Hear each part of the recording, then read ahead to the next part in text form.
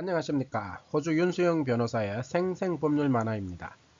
오늘은 집 두 채의 꿈과 세금 폭탄이라는 제목으로 증여세에 대해서 말씀드릴까 합니다. 바둑게임이란 한마디로 말하면 집 두 채 짓기라고도 할 수 있습니다. 아무리 큰 대마라도 집 두 채를 짓지 못하면 결국 죽음에 이르는 것입니다. 갑자기 웬 바둑 이야기인가 하고 의아해하셨나요? 사실 우리 인생살이도 바둑과 비슷한 면이 있어서입니다. 집 두 채 가진 자와 집 한 채 가진 자를 한번 비교해 보세요. 집 한 채 가진 자는 집값이 오르든 내리든 별 상관이 없겠지만 집 두 채 가진 자는 아무래도 여유가 있죠. 달마다 월세 받아 좋고 부동산 값이 오르면 시세 차익도 노려볼 수 있으니까요. 2000년 초 국제결혼하여 호주로 이민 온 A씨가 있었어요. 집과 차를 장만하여 먹고 살만하게 되자 한국에 집 한 채를 더 가졌으면 하는 꿈을 꾸게 되었죠. 오랜 시간 외국인 남편을 설득해서 한국에 5억 상당의 아파트 한 채를 사기로 결정했죠.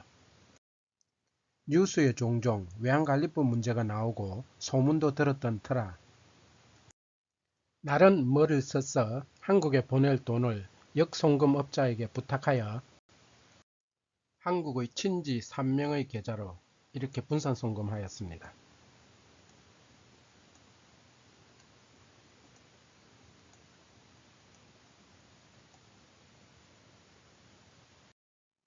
이렇게 함으로 한국, 호주 양국 간의 외환관리법 문제를 벗어날 수 있다고 믿었죠.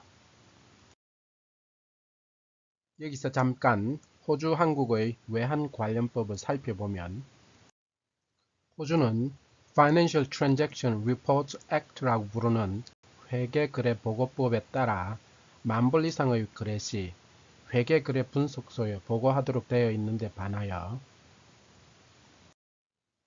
한국은 외국환 거래법상 해외에서 한국으로 송금하는 것에는 한도가 없지만 1회 10,000불 이상인 경우 무조건 국세청에 통보되고 연간 20,000불 이상이 되면 자금 출처를 입증할 수 있는 위와 같은 증빙 서류를 제출하여야 합니다. 역송금에 성공한 A씨는 친지들에게 부탁하여 매도자 계좌로 송금하도록 하였습니다. 계좌 이체해주는 언니 속마음은 어땠을까요?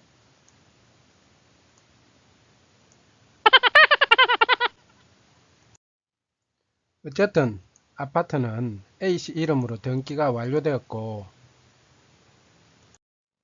A씨는 자신의 아파트를 다른 사람에게 세를 놓아 그 월세로 한국 방문 시 용돈 등 경비를 쓰려고 했었죠.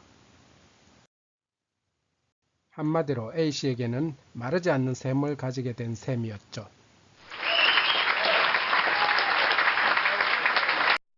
이렇게 꿈과 같은 세월이 6개월쯤 흘러갈 무렵 국세청에서 통지서가 하나 날라왔어요. 6개월 전 구입한 아파트의 자금 출처를 대라는 것이었죠.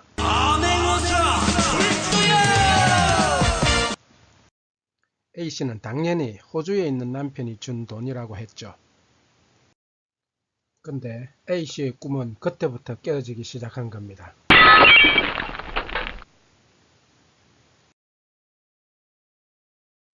왜냐하면 한국 법상 남편으로부터 받은 돈이라면 증여세 신고를 해야 했거든요. 그러니까 이론적으로 따지자면 남편에게 5억 받을 때 증여세 한 번, 한국 친지들에게 송금할 때 증여세 또 한 번, 그리고 한국 친지들이 A씨를 위해 아파트 대금 지불 시 또 한 번, 이렇게 손이 바뀔 때마다 증여세 신고를 했어야 했지요. 그럼 이론상 증여세가 얼마나 될지 한번 계산해 볼까요? 1억에서 5억까지 과표세율 20%를 적용하면 먼저 남편으로부터 5억을 받을 때 20%인 증여세 1억이 발생되고, 두 번째로 친지들에게 송금할 때 20% 적용하여 1억이 발생되고, 세 번째로 친지들이 A씨를 위하여 집값을 대납할 때 20% 적용하면 또 1억이 발생되어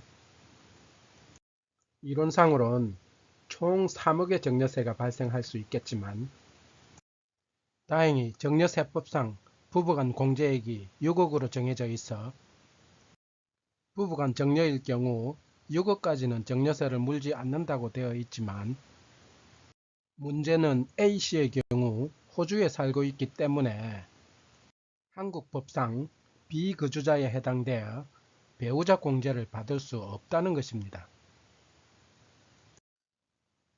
결국 A씨는 증여세 1억과 불성실 신고로 인한 가산세 40%가 더해져 총 1억 4천만 원의 세금 폭탄을 맞았던 겁니다.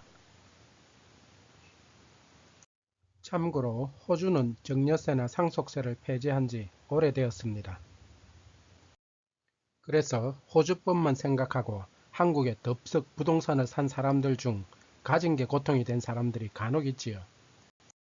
A씨의 경우 비록 가족들의 차명계좌 등을 이용하여 외국환 거래법, 증여세법 등을 모두 용하게 피해갔다 하더라도 나중에 A씨가 사망할 경우 한국의 상속법 때문에 A씨의 가족들은 또다시 어려움을 겪을 수도 있다는 걸 알아야 합니다.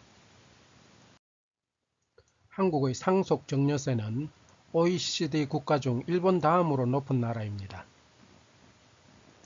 때문에 소유자가 사망하거나 증여할 경우 가만히 앉아서 재산이 최고 반토막 날 수 있습니다. 이건 사실 제도적으로 풀어야 할 문제라고 생각합니다. 왜냐하면 증여세나 상속세 때문에 가업을 잇는 사업을 할 수 없게 되는 부작용도 있기 때문이죠.